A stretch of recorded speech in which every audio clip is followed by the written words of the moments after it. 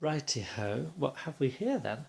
Well, dawn is breaking outside. My partner has gone to work, and my son is still asleep in bed. So I thought I'd do a quick, kind of channel update. And I thought I'd like to display these for all people that have problem I have with cats and flying projectiles from children's games. Underneath is the game Birth of a Nation, and you can see, you might not be able to tell, but some neat stacks over here were deflected by this flying projectile at some point yesterday. I think I can restore everything. It's redeemable because the angle of deflection is quite discernible. But it reminded me of these two things that I won't say I made, because you can see what I did is I took the case of an old Dell computer case, a desktop, and it's made along two lines, and I simply took it apart. And what you find you have is you have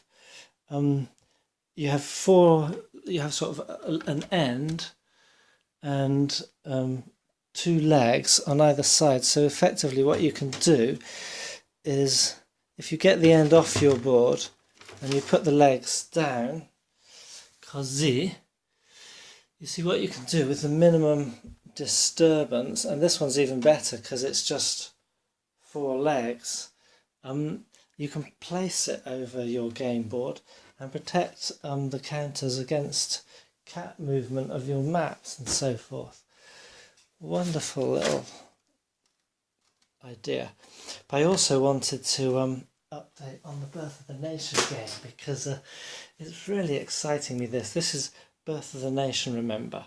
Now what we have at issue is there's the Hudson River here.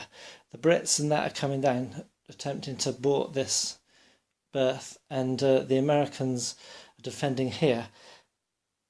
It's decided, Mr. Berg and also I guess many others within America decided that this battle at Freeman's Farm here historically was the birth of the nation. In my game it's gone a bit further, maybe it's showing things a bit clearer, because what we have is this is high ground, this is high ground, and this is high ground. So essentially, and that's a river, you can't swim it. An army can't. Essentially you've got one channel here, you've got one channel here, and then you've got one channel here between these points. Those are the three channels upon which something may issue.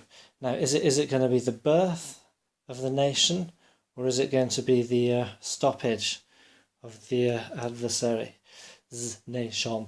It's very exciting stuff, and we know that historically the Arnold-led Americans out this way, there was a big kerfuffle here, and the Americans did not break through the British. So there was no birth in that sense, that the Americans did not break the British line. They pierced it at one point, but I believe it was a 62nd Regiment, I may have the detail wrong, that stopped the breach.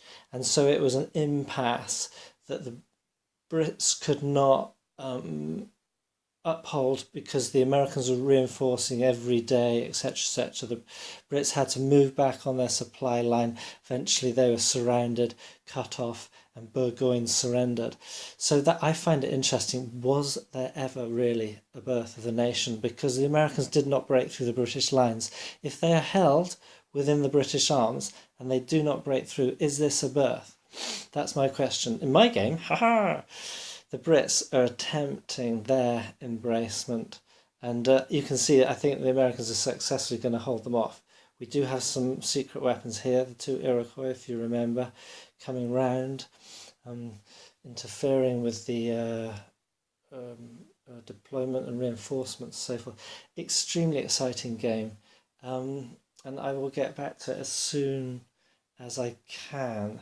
Unfortunately, at the moment, I'm limiting myself to computer use, because the light beams from computer and phone screens have been frazzifying my brain somewhat, and I haven't been sleeping. So I've been catching up on sleep and life, you know how it is, and I'd love to get back to this, and also back to Pearl Harbor, there's the map wrapped up down on the floor there. I so much want to get back to that. But the other thing, maybe just to mention, is that the table I have on is actually, I've got a little desk underneath, and then I put this board on it, which is what I play on, and that's a surface upon which Pearl Harbor fits with all its accoutrements perfectly.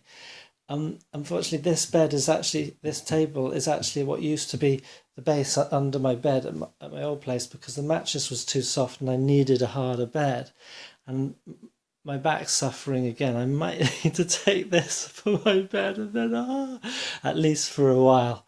I don't have the money at present to get a new one of these, so no worries. We'll just have to see what happens. So freedom, peace, and love to all, and speak to you all. And please, make responses of whatever sort. Shout out to Mark and to MC Leons and everyone else out there. Those two in particular. Ciao. Bye.